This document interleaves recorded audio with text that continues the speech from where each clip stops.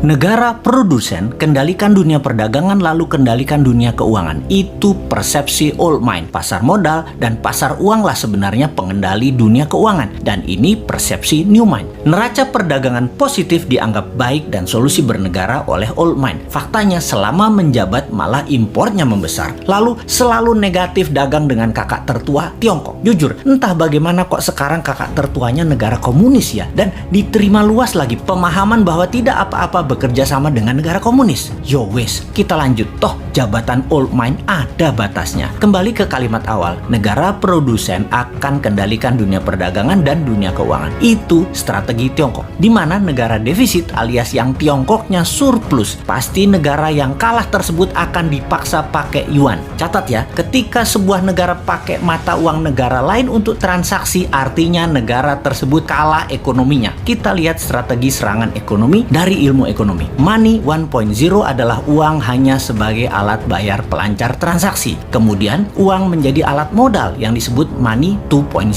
Kemudian uang menjadi alat kendali ekonomi disebut money 3.0. Salah satunya debt trap. Yang Tiongkok lakukan pintar. Dari money 1.0 langsung ke 3.0. Karena ya memang Tiongkok nggak punya Wall Street, tempatnya money 2.0. Kita lompat sebentar sebelum balik ke money 3.0 agar sambungannya paham. Sejarah Partai Komunis di Tiongkok, di mana orang-orang nasionalis kabur keluar Tiongkok ketika komunis berkuasa dengan tangan besi. Satu ke Taiwan, jadi negara yang dipayungi Amerika. Yang kedua ke Hong Kong, jadi city country di bawah Inggris. Keduanya, Taiwan dan Hong Kong ekonominya maju pesat sejak tahun 60-an hingga saat ini. Sejak tahun 1989, reformasi ekonomi di Tiongkok melawan hegemoni IMF mulai dijalankan secara gerilya, main dengan globalis dan main dengan double standar, yaitu renminbi yuan. Catat sekali lagi, nantinya kita new mind akan pakai strategi yang sama ini, kecuali kalian masih suka dengan old mind yang sekarang berkuasa. Apa yang Tiongkok lakukan setelah memutuskan melawan IMF, namun di permukaan pura-pura taat pada Amerika? Ini terjadi di zaman Deng Xiaoping awal mulanya. Mereka jadi negara produsen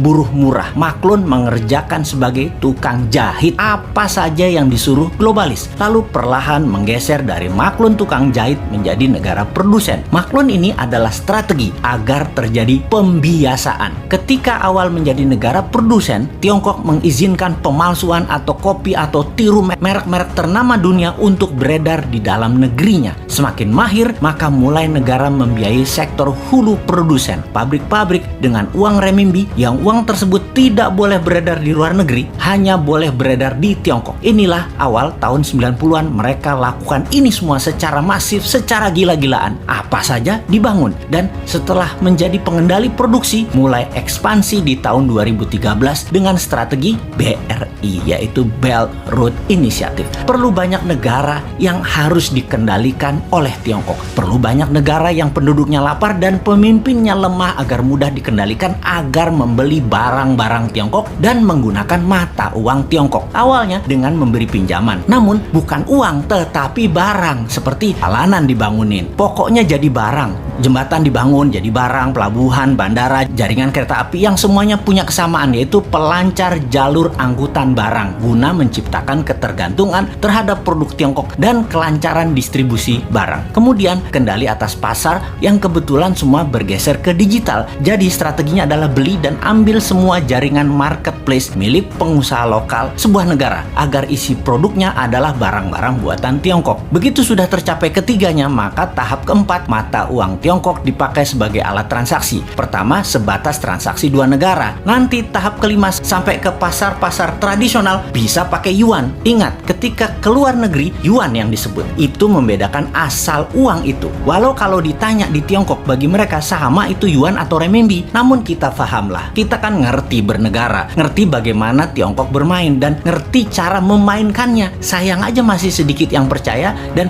masih banyak yang tidak peduli. Wajar kalau masyarakat tidak tahu, namun pejabat yang tidak peduli dan tidak tahu juga banyak banget. Apalagi yang mau menari jadi presiden di 2024. Rasanya nggak ada yang paham beginian. Yang penting gue populer dan rakyat pilih gue.